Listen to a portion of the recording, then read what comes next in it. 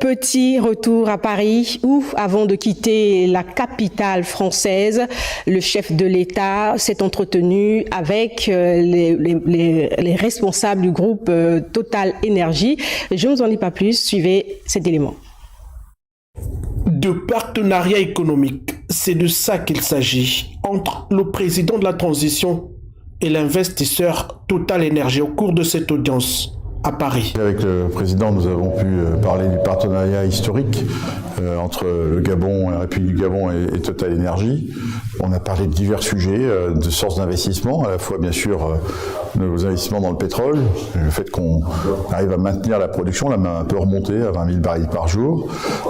On a parlé des futurs projets qu'on pouvait avoir dans ce domaine, mais aussi dans d'autres domaines. Présent au Gabon depuis plus de 90 ans, Total Énergie, qui œuvre dans le secteur des hydrocarbures, s'engage désormais dans d'autres domaines.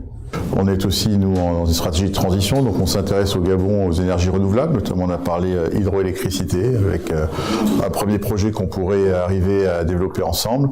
Et puis on a parlé aussi forêt, puisque Total Énergie est devenu à 49% actionnaire de la compagnie gabonaise du bois.